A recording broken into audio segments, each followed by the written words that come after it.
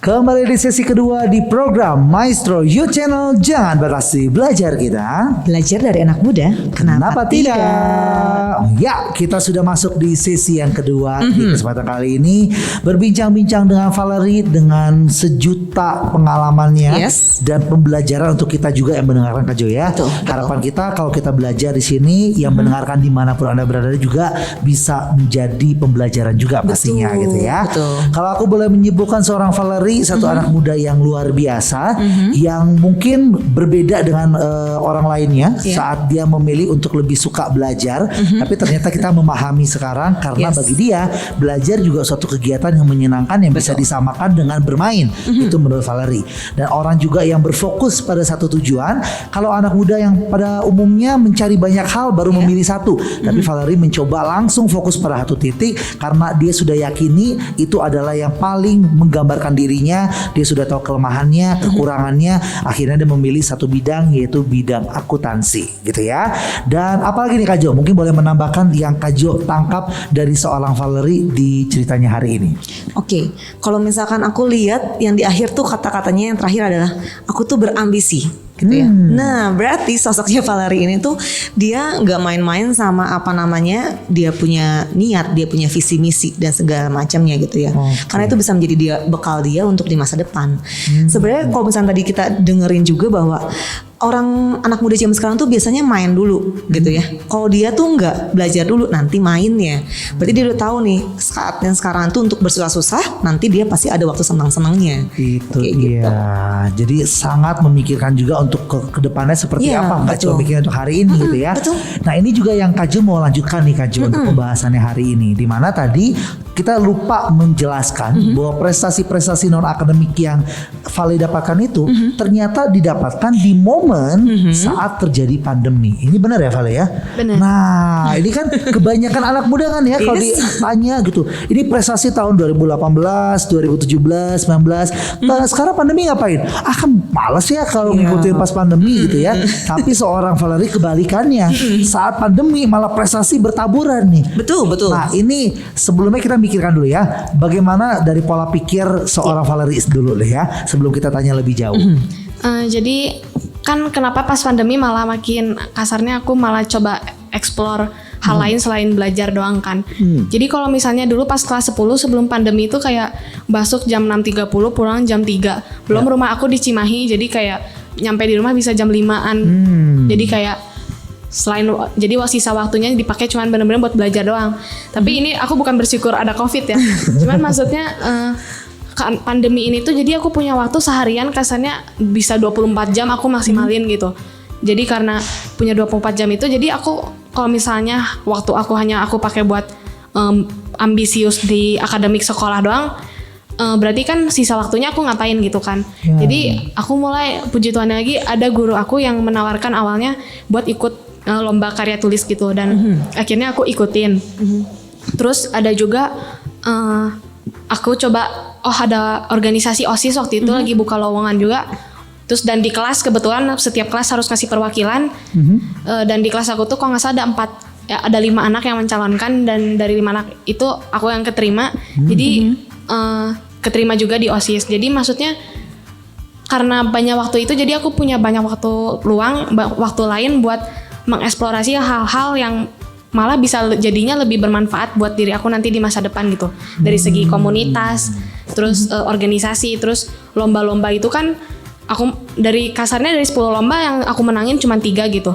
Dan maksudnya itu tuh sama sekali nggak masalah menurut aku karena itu jadinya melatih jiwa kompetitif, terus melatih gimana cara kita mengalokasikan waktu. Soalnya aku pernah di satu titik kalau nggak salah itu bulan September atau Novemberan, itu tuh aku lagi ambisius di akademik juga, terus lagi join OSIS dan lagi nyusun naskah buat webtoon, dan lagi ikutin lomba karya tulis juga waktu itu dan lagi persiapan buat lomba akuntansi di Unpar. Jadi kayak dan maksudnya dan itu tuh aku nggak jadi stres gitu. Karena semuanya balik lagi ke alokasi waktu kita sih dan gimana cara kita ngatur prioritas kita gitu. Oke, bukan hal yang tidak mungkin gitu ya dalam satu waktu yang bersamaan berbagai kegiatan itu dilakukan, toh bisa menghasilkan juga gitu ya.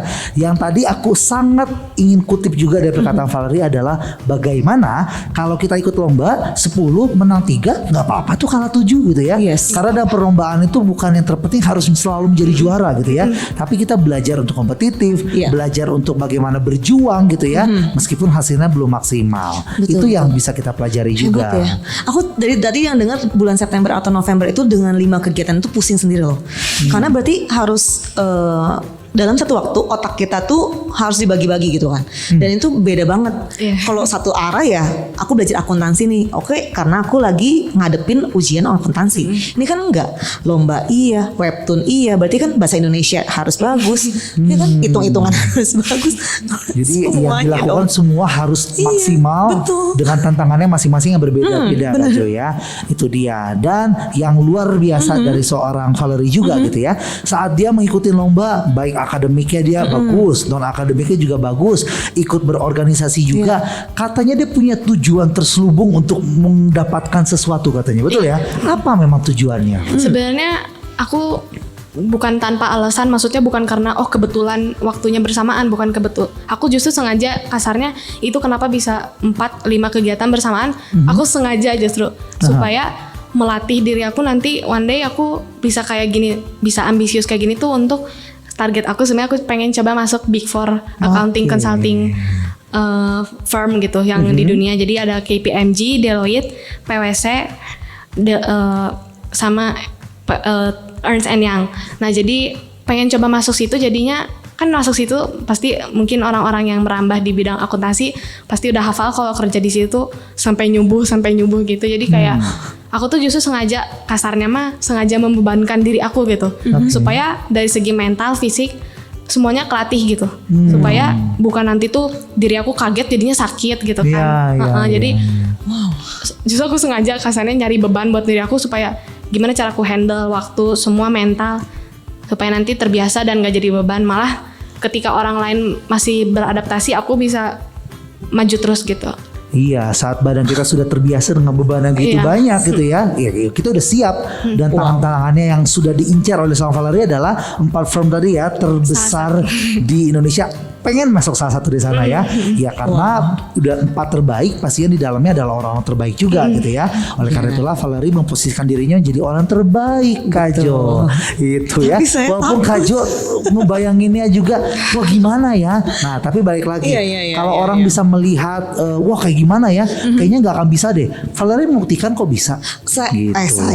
Aku bukannya bilang nggak bisa ya, tapi aku benar-benar kayak ngelihat seseorang yang punya daya juang luar biasa dan juga impian yang luar biasa, tapi dia juga membebankan dirinya sendiri. Kayak aku udah tahu nih nanti aku akan nyubuh kerjanya gitu. Aku sendiri untuk sekarangnya kayak nyubuh itu kayak aku sih no gitu, tapi dia kayak oke, aku akan siap lembur gitu loh. Itu luar biasa kan. Ini satu pembelajaran juga bisa kita pelajari Kak Jo ya.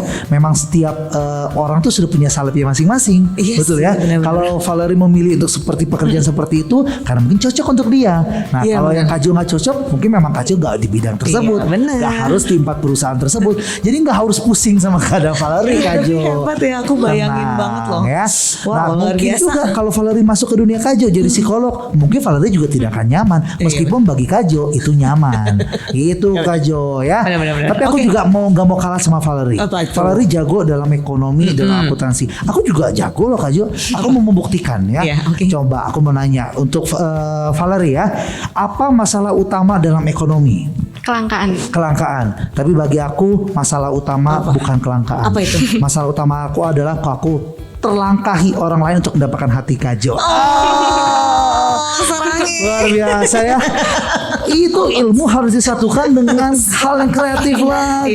Gimana? Lumayan ya. Kalau Sobat Maestro mau kasih nilai buat Kak Jo boleh ya. Tulis di kolom komentar di YouTube kita di Maestro Radio Bandung. Berkunjung yuk ke YouTube kita.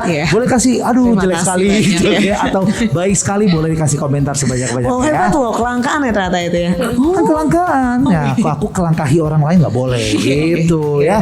Nah tadi kita udah menyebut satu kata yang berulang kali kita ucapkan di sesi kedua ya, ambisi. ambisi. Sampai ada yang ambisius gitu ya. Nah, kalau di kepala aku nih Kak Joy, ambisi itu satu hal yang negatif loh. Memang bukan hal negatif ya Kak Joy? Nah, sebenarnya kalau misalnya kita lihat ambisi itu ada positifnya juga. Sebenarnya kalau kita mau tahu juga ambisi itu adalah pendorong seseorang untuk bisa mencapai apa yang dia inginkan, hal besar itu ya. Berbeda kalau misalnya kita nggak punya ambisi. Saat kita nggak punya ambisi itu yang lebih parah Kak sebenarnya. Karena satu, kita nggak tahu visi misi kita kemana, arah tujuan hidup kita kemana, dan yang paling penting dia nggak tahu juga potensi yang dimilikinya. Itu. Jadi ya kalau misalnya Kak Jul bilang ambisi itu berbahaya nggak sih? Ya enggak. Karena itu pendorong, penggerak. Kamus bahasa Indonesia aja bilang kalau si ambisi itu adalah dorongan atau keinginan untuk mencapai hal besar. Gitu. Jadi nggak ada negatifnya. Hanya saja ada kata ambisius. Oh, ini berbeda ya. Ambisi dan ambisius ini berbeda Kak Jo. Betul. Wah, boleh dijabarkan untuk sobat maestro nggak sih? Apa sih perbedaannya Kak Jo? Sebenarnya ambisius itu tuh adalah keinginan yang kuat untuk mencapai sesuatu. Nah, ambisius itu merupakan kata sifat dari ambisi. Kalau kita lihat, emang kenapa kata sifat? Berarti kata sifat itu ada positif dan negatifnya. Nah, kalau misalnya Kak Jul bilang jelek dong berarti. Enggak, kita ambil positifnya aja. Benar enggak? Karena dari positifnya itu, ambisi yang positif, satu, kita bisa berprestasi yang baik, kita punya karya terbaik, dan itu digunakan untuk memotivasi. Berarti kan dorongan. Sedangkan ambisi yang negatif, itu tuh apa sih sebenarnya?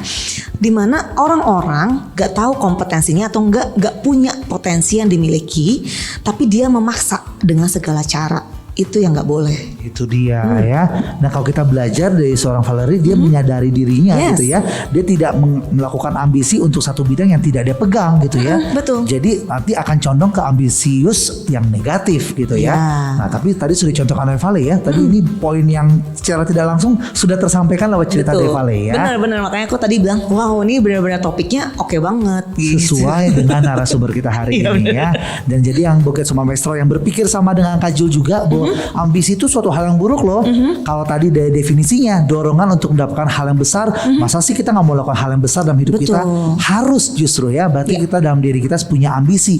Justru kita pertanyakan pada diri kita, kalau diri kita hidup seperti air tanpa ambisi, itu yang bahaya Kak Jo ya. Benar. Makanya kenapa tadi aku tanya, loh kok bukannya pertemanan itu sangat amat membuat kita tuh kayak pengen ini pengen itu ya coba sana sini. Tapi kan karena dia punya integritas, punya prinsip hidup, ya, dan juga punya visi misi. Jadi itu yang membuat dia untuk tetap stable aja. Oke, dan berbicara tentang ambisi, katanya Kak Jo banyak poin di hari ini ya yang boleh dijabarkan untuk kita. Bahas tentang apa aja nih Kak Jo? Sebenarnya dari situ tuh aku pengen bahas juga tentang tipsnya sih, gimana supaya kita tuh bisa punya ambisi yang positif. Gitu kan, karena kebanyakan dari kita selalu nilainya negatif terus. Ya memang benar gitu, karena ada ambisius yang negatifnya gitu. Tapi aku pengen ngajarin juga nih teman-teman supaya punya tips gimana caranya kita punya ambisi yang positif. Yang pertama yaitu menetapkan tujuan.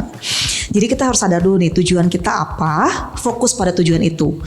Tapi tetap Kak, namanya hidup itu nggak bisa stable, benar nggak? Pasti ada yang namanya tantangan, rintangan, kesulitan yang dari luar atau dari dalam. Nah, kenapa kita harus punya tujuan ini? Saat kita lagi drop atau lagi down, kita tetap lihat tujuan itu. Itu yang membuat kita lebih termotivasi. Sebenarnya itu. Gitu. Kalau misalkan dari Vale sendiri, tujuan Vale itu tuh udah benar-benar tahu kan, Vale pengen jadinya apa di step ke depannya. Jadi saat kita ngerasa kayak lagi ada tantangan nih atau lagi capek nih drop, Vale punya cara untuk gimana tetap semangat dan juga fokus sama tujuan itu. Itu. Yang kedua yaitu komitmen dengan sepenuh hati. Nah, komitmen dengan sepenuh hati itu harus benar-benar dari diri sendiri, bukan dari orang lain. Makanya kenapa saat kita bilang ini mamaku yang ngomong ini papaku yang ngomong ini, itu tuh hanya sebagai kayak masukan gitu, bukan sebagai pendirian yang tetap. Tapi kalau misalnya komitmen, kita harus bikin benar-benar dari diri sendiri. Itu yang membuat kita lebih kuat dan juga punya standar yang benar-benar kayak kita pegang gitu Kak. Dan yang ketiga, yang paling penting juga yaitu berhenti mendengarkan atau memikirkan pendapat orang lain. Ini tadi juga sempat di acara diucapkan juga ya sama Vale ya, bahwa orang lain tuh punya pendapatnya masing-masing gitu kan. Kenapa aku bilang gini? Karena namanya orang lain itu tuh nggak seneng, atau ada juga yang bilang mengeluh atau menyampaikan ketidaknyamanan saat ada orang lain yang berusaha lebih besar. Dia pengennya ngejatuhin gitu kan. Nah makanya kita tuh sebagai orang yang punya visi misi ke depannya, kita harus bisa mendengarkan dan juga memilih nih. Oh ini kritik yang membangun, oh ini kritik yang kayaknya enggak deh buat aku dengerin kayak gitu. Jadi kita benar-benar punya saringan atau filter yang benar-benar bisa kita manfaatkan untuk bisa jadi daya juang kita gitu. Dan yang terakhir yaitu apresiasi diri sendiri. Saat kita sudah mencapai setiap langkah dan langkahnya yang kita capai itu, ya kita harus apresiasi diri sendiri. Dengan cara apa sih?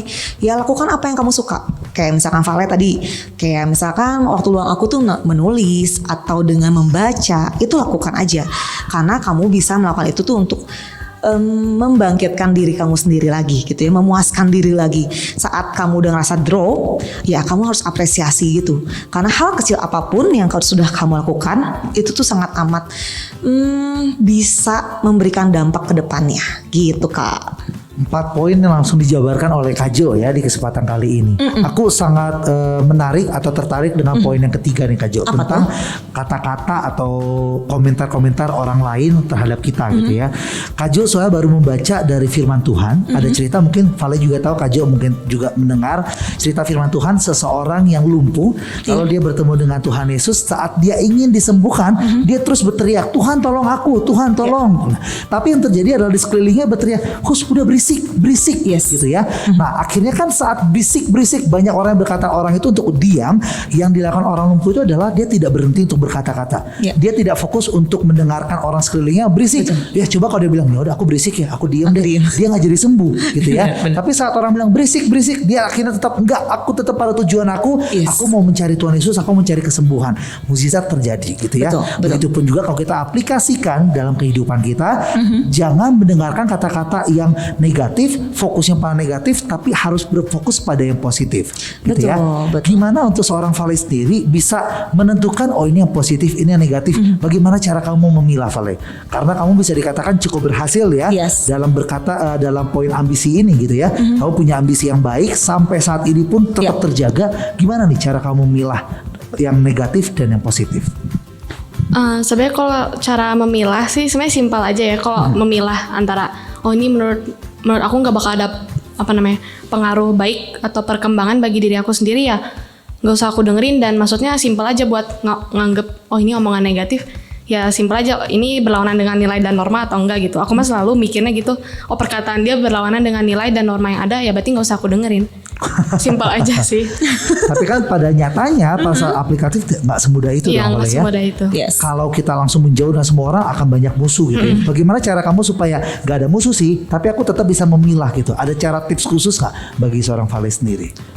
Sebenarnya kalau prinsip aku nggak berlebihan sih. Jadi kayak berlebihan dalam menolak gitu, atau berlebihan dalam terlalu menarik teman gitu, bukan tipe aku gitu. Jadi kayak semuanya ada porsinya masing-masing. Jadi untuk menghalau hal yang negatif itu nggak perlu kita kayak langsung ngejauhin sumber negatif itu. Jadi kayak aku tiap kali selalu ngomong terang-terangan kalau misalnya ini teh nggak benar gitu. Jadi kayak ini nggak benar dan aku nggak bakal ngelakuin hal yang nggak benar itu. Terus mereka selanjutnya pasti ngomongin aku kan, dan itu sama sekali nggak masalah. Yang penting aku udah menyuarakan pikiran aku secara terbuka dan secara sopan. Terserah mereka mau beranggapan apa. Yang penting mereka nggak mengganggu boundaries aku gitu. Jadi tips yang dilakukan oleh Vale adalah tegas aja tetap ya. Katakan kalau tidak suka ya berani berkatakan. Tapi tadi di garis bawah adalah katakan dengan sopan gitu ya. Jadi tidak menyinggung siapapun, gitu, nggak nyolot ya, nggak ngegas ya. Rem aja, jangan digas terus ya. Harapannya adalah saat kita sudah menyampaikan dengan baik, kita kan tidak bisa mengatur respon orang lain seperti apa gitu ya. Tapi itu terserah. Bagi Vale nggak berfokus pada respon orang lain. Itu ya. Tadi Kak Jo sudah sharingkan 4 poin ya. Bagaimana memiliki seorang ambisi yang positif. Adakah lagi Kak Jo yang ingin Kak Jo sharingkan di hari ini tentang ambisi? Silakan Kak Jo.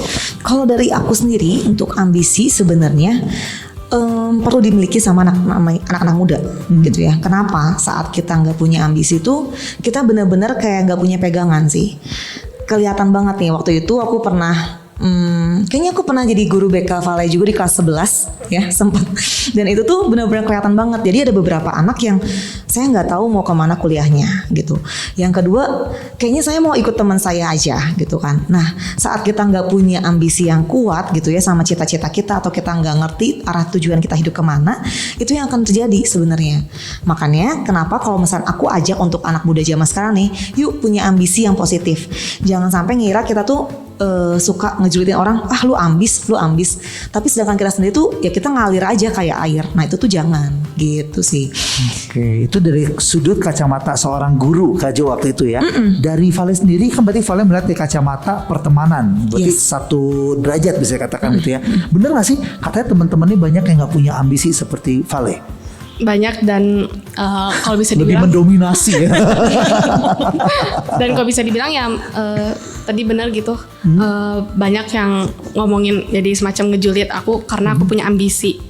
Dan maksudnya aku pengen ngomong ini gitu, ada quotes dari Salvador Dali. Ini tadi sejalan juga sama apa yang tadi Kak Jo omongin, kalau intelligence itu kepintaran without ambition is like a bird without wings. Wow. Itu tuh menurut aku penting banget. Jadi emang apa ya, kebanyakan apalagi anak-anak seumuran aku menganggap ambisi itu sesuatu hal yang berlebihan. Kayak lu ambis banget sih gitu. Kayak apa-apa pengennya diraih gitu kan. Padahal maksudnya aku nggak bakal kok, misalnya ada temen yang punya ambisi yang sama kayak aku nggak bakal jadi menjatuhkan dia. Mari kita maksudnya bersaing secara sehat, berjuang bersama-sama. Ya kalau misalnya kamu menang ya udah aku sportif aja gitu. Iya. Oke, itu yang terjadi ya.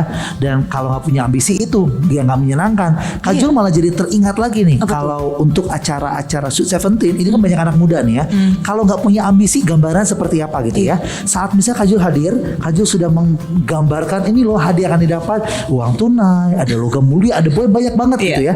Tapi kalau anak-anak yang nggak punya ambisi, ditawarkan diiming hadiah apapun, gak ada yang bergerak karena nggak punya ambisi gitu ya. Jadi nggak selalu ambisi itu jadi negatif gitu ya.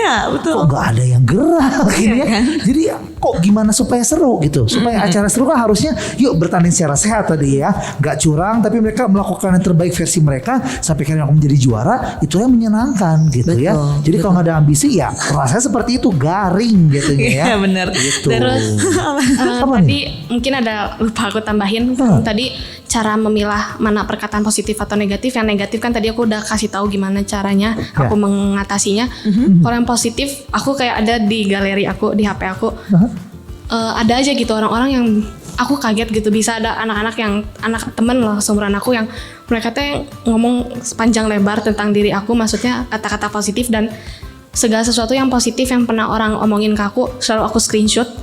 Selalu aku screenshot dan aku simpen di HP. Jadi kalau misalnya one day ada kata-kata negatif tentang diri aku, misalnya pasti kan emosi mah pasti ada. Tapi untuk semacam menghalau emosi itu mungkin aku bisa baca ulang gitu. Jadi kayak ini mah hanya perkataan negatif gitu. Ini bagus ya tips yang bisa diikuti juga Sobat Maestro gitu ya. Terkadang kita terlalu berfokus pada hal-hal negatif, malah kalau bisa kita seakan-akan kita men-screenshot kata-kata negatif dalam diri kita. Kalau kata positif sekedar lewat aja gitu ya. Tapi ini tips yang dilakukan saat ada hal-hal, ada apresiasi, jangan lupa di-screenshot dan itu kita pakai saat kita lagi down-downnya gitu. Pertanyaannya aku adalah tadi kan ada yang menilai Vale dengan panjang lebar, apa kebaikan dari Vale itu momennya apa gitu. Apa tiba-tiba orang ngechat, "Hey Vale, aku mau cerita tentang kamu nih." Kan nggak mungkin dong. Momen apa sih itu bisa sampai terjadi, Vale? Pernah sih ada yang tiba-tiba kayak misalnya, random banget ya. Aduh Val, gue teh suka nggak enak sama lu, soalnya gue teh segen sama lu teh orangnya berprinsip gini ada. Terus kayak cuman ada yang pas aku lagi ulang tahun juga mereka ngomong panjang lebar.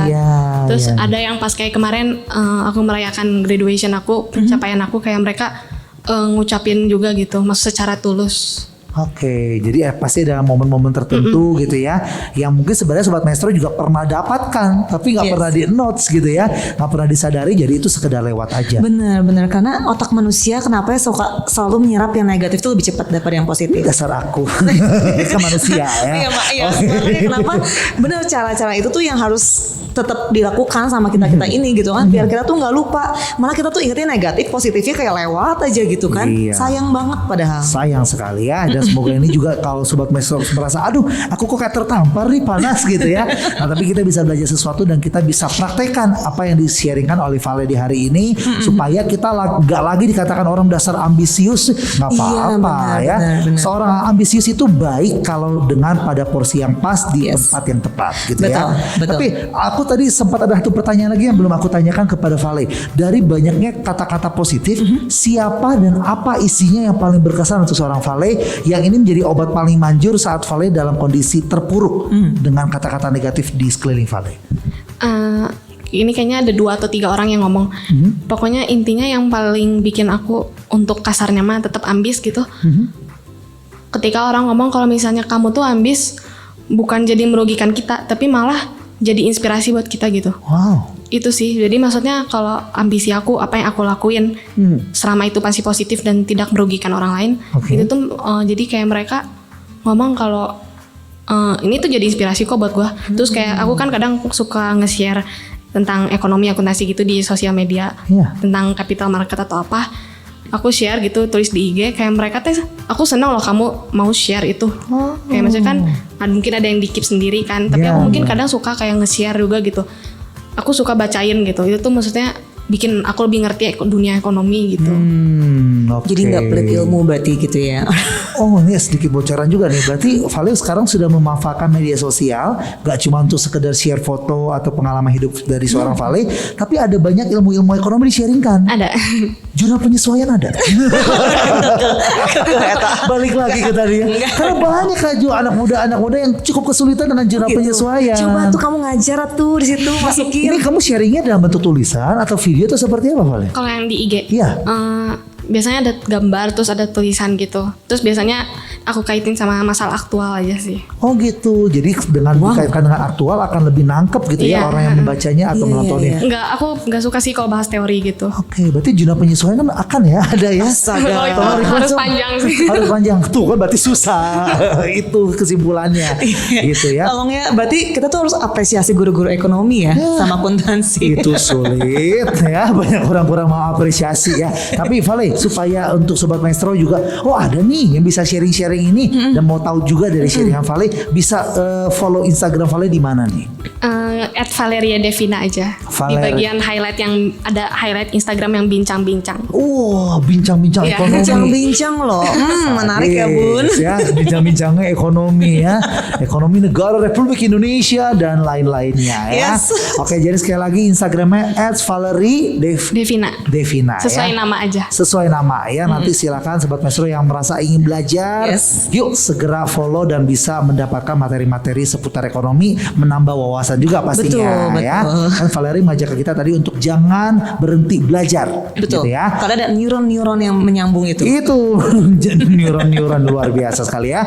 Valerie, kita udah gak menyangka sudah sampai di penghujung rangkaian acara kita gitu ya. Kalau tadi Kaju melihat kamu seperti mengutip beberapa kata-kata orang lain gitu ya. Menyimpan kata-kata positif dari orang lain. Kayaknya seorang tipe kamu ini punya quotes dalam kehidupan gitu ya. Betul. Untuk menutupi rangkaian acara kita, kamu punya quotes terakhir gak untuk seluruh Sobat Maestro yang mendengar untuk menginspirasi kita semua di kesempatan kali ini? Silakan. Paling yang itu aja sih, mungkin aku ulang lagi yang tadi. Yang intelligence without ambition is like a bird without wings dari Salvador Dali, itu aja. Wah, itu ya. Jadi mengingatkan kita untuk yuk sekarang jangan takut ada orang bilang kamu ambisi. Nggak apa-apa, memang aku ambisi gitu ya. Tapi ambisinya aku akan jadikan ini ambisi yang positif. Betul gitu ya. sekali. Kasih yang nggak punya sayap. Karena without wing ya. Oke ya. Sekali lagi terima kasih Sobat Maestro ya sudah mendengarkan obrolan kita kurang lebih 2 jam ke belakang. Mohon maaf kalau ada salah-salah kata dan berharap sekali lagi ini menjadi acara yang bisa menginspirasi kita semua. Dan juga kalau Anda merasa terberkati lewat acara ini, jangan lupa dong share juga ke teman-teman lainnya supaya bisa terberkati juga ya. Karena nanti siaran ulang ini akan bisa didengarkan juga di YouTube kita di Maestro Radio Bandung. Sekali lagi juga kalau Sobat Maestro ingin lebih dekat lagi dengan kita, bisa untuk membuka di App Store ada satu aplikasi yang khusus yang kita bisa lebih mengenal Maestro Radio Maestro pastinya di Maestro Radio Bandung ya. Yuk langsung di diklik gitu ya, langsung di download juga pastinya untuk bisa kita lebih dekat satu dengan lainnya. Sekali lagi terima kasih Val ya untuk waktunya, dan Kak Jo juga thank you ya. Kita akan bertemu lagi pastinya di lain kesempatan, dan sebelum kita mengakhiri rangkaian acara kita, Valerie akan menutup rangkaian acara kita hari ini. Silakan Val. Dari Geraha Maestro Jalan Kaca Piring nomor 12 Bandung, saya Valerie Devina Ibowo dan Kak Jo dan Kak Jul mengucapkan terima kasih. Ketulusan adalah akhir dan awal dari segala sesuatu. Karena tanpa ketulusan semuanya akan sia-sia. Tuhan memberkati. Tuhan memberkati. Bye bye.